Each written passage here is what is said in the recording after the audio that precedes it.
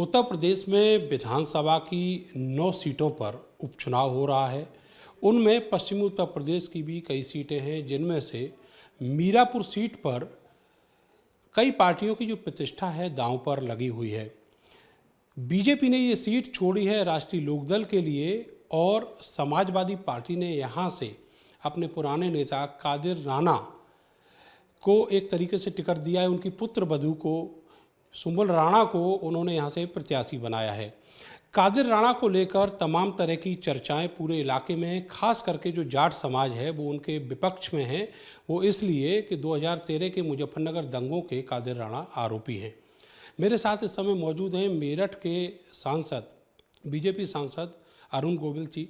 Sir, Qadir Rana जो 2013 के मुजफ्फरनगर में दंगे हुए उसके आरोपी हैं, और पिछले दिनों ये देखा गया कि एक एक करके जितने भी लोग चुनावी फ़ायदा लिए थे, जो मुजफ्फरनगर दंगों के आरोपी थे, सबको जनता ने नकार दिया। तो ऐसे में आप क्या मान के चल रहे हैं, क्या स्ट्रेटेजी, ये तो समाजवादी पार्टी जाने, लेकिन जनता किस तरीके से ऐसे लोगों को देखती है? नहीं, जनता जो आप पूछ रहे हैं ऐसे लोगों को कैसे देखती है, वो तो आपने उसका इस सवाल का जवाब आपने पहले दे दिया है कि जनता ने सभी लोगों को नकार दिया है। तो जनता का फैसला तो जब रिज़ल्ट आ जाएगा तब होगा। लेकिन अब समाजवादी पार्टी ने अगर मिस्टर राणा की पुत्रवधू को टिकट दिया है, जो दंगे में आरोपी रह चुके हैं, मुझे लगता है सामाजिक दृष्टि से ये ठीक नहीं है। वो चाहे कोई भी पार्टी हो, अभी इस केस में समाजवादी है तो, पर ये भी होता है कि जो पॉलिटिकल फैसले होते हैं वो और सामाजिक दृष्टि के फैसले कभी कभी बिल्कुल अलग होते हैं। एक तरह से पॉलिटिकल फैसले जो होते हैं वो परिस्थितियों को देखकर, जिसे हवा कहते हैं, मूड को देखकर और काल समय, इनके ऊपर डिपेंड करते हैं कि इस समय क्या स्थिति है, क्या, क्योंकि कोई भी फैसला जब टिकट दिया जाता है किसी को, तो वो हर पार्टी यही सोचकर टिकट देती है कि हमारा कैंडिडेट जीत जाएगा। समाजवादी को इसमें क्या दिख रहा है इस समय, वो मुझे तो नहीं समझ में आया। तो फिर भी मेरी दृष्टि से मैं ये मानता हूँ कि पॉलिटिक्स भी अगर हम कर रहे हैं तो हम किसके लिए कर रहे हैं? समाज के लिए ही कर रहे हैं ना। तो ये फैसले जो होते हैं टिकट के, ये सामाजिक दृष्टि भी इनमें ध्यान रखनी चाहिए। पर इस केस में मुझे नहीं लगता कि सामाजिक दृष्टि को ध्यान में रखा गया है। पूरी तरह पॉलिटिकल उनका ये जो डिसीजन है वो मुझे लगता है।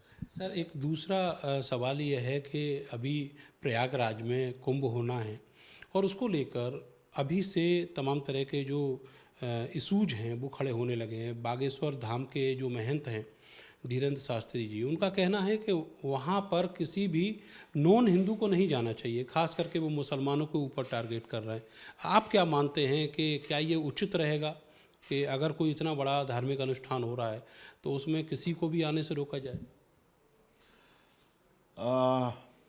मुझे नहीं लगता कि ये बात ठीक है, क्योंकि दूसरे तरीके से भी अगर हम सोचें तो ये एक धार्मिक अनुष्ठान है। कुंभ हमारा सबसे बड़ा धार्मिक अनुष्ठान होता है यहाँ, और यहाँ सभी लोग गंगा जी में स्नान करने जाते हैं।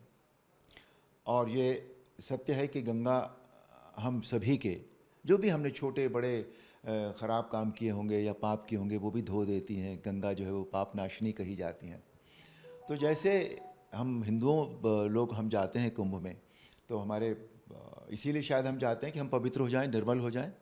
तो अगर दूसरे लोग भी, दूसरे धर्म के लोग भी यहाँ गंगा में स्नान करने आना चाहते हैं, पवित्र और निर्मल होना चाहते हैं, तो इसमें कोई बुराई नहीं है। गंगा नहीं देखती कि ये जो स्नान करने वाला व्यक्ति है ये कोई किस धर्म का है। वो इस सबसे, पानी तो सबके लिए एक सा होता है और वो तो पवित्र गंगा है हमारी। तो मुझे नहीं लगता कि इसमें उनको रोका जाना चाहिए। कोई अगर निर्मल गंगा में स्नान करके अपने आप को पवित्र निर्मल करना चाहता है तो ये तो बहुत अच्छी बात है। मुझे तो लगता है सबका स्वागत होना चाहिए इसमें। तो इस तरह के जो बयान हैं इनकी निंदा भी होनी चाहिए सर, जो समाज में कोई विघटन जैसी चीज़ पैदा करने का काम करते हो। समाज में ये आपकी सही बात है कि विघटन जो है वो नहीं होना चाहिए, क्योंकि हम सब एक साथ अगर मिलजुल कर रहते हैं तो वो बेहतर होता है। और जहाँ तक निंदा करने वाली बात है, देखिए मैं तो किसी की निंदा नहीं करता, मैं अपना पॉइंट ऑफ व्यू बता सकता हूँ। उन्होंने क्या कहा है वो तो बाबा ने, हमारे धीरेन्द्र जी ने, वो वही जाने। तो मेरे सामने निंदा शब्द का प्रयोग मैं करता नहीं कभी भी। बहुत बहुत शुक्रिया सर हमसे बात करने के लिए। तो बीजेपी के सांसद अरुण गोविल जी, और आपको याद होगा कि रामायण के राम कहे जाते हैं, उसमें बहुत बड़ा किरदार निभाया था। और ये जो बातें निकल कर सामने आई हैं ये भी कहीं कहीं उसी विचारधारा से मेल खाती हैं। जो हवा पानी है, जो एक माहौल है, वो सबके लिए एक जैसा होना चाहिए। कैमरा सहयोगी सानू के साथ मैं नरेंद्र, भारत समाचार, मेरठ।